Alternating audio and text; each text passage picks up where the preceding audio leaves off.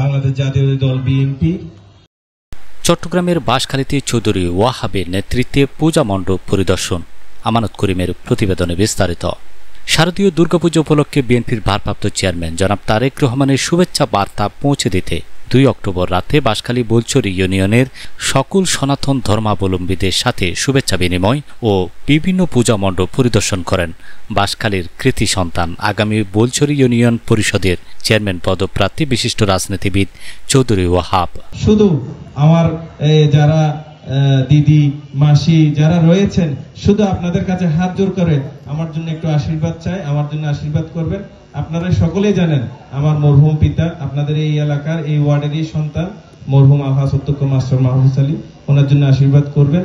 আমি আপনাদের সকলের জন্য সৃষ্টিকর্তার কাছে দোয়া করি আমরা যেন সকলে মিলে যেভাবে একটি কুসুমের মধ্যে একটি ডিমের মধ্যে 2টি কুসুম থাকে, সেইভাবে হিন্দু মুসলমান যারা আছে আমরা নিজ ভাইয়ের মতো থেকে এই বোলছড়ি ইউনিয়নকে আগামীর দিকে এগিয়ে নিয়ে যেতে পারি, ওভাবে কাজ করব।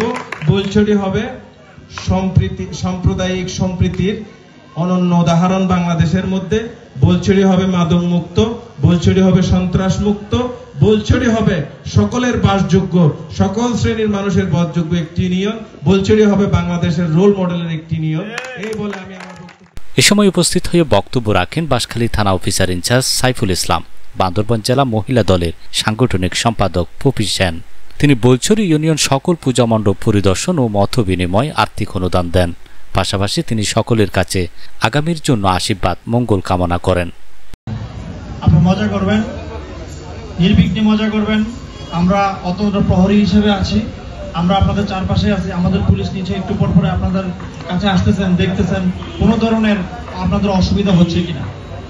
আসলাম, খুবই ভালো লাগলো, অনেকগুলো মন্দির পরিদর্শন করলাম, ভালোই লাগলো। তবে আমার পাশে যে ব্যক্তিটা বসে আছে আপনারা ওনাকে চিনেন? ওয়াহাবকে চিনেন?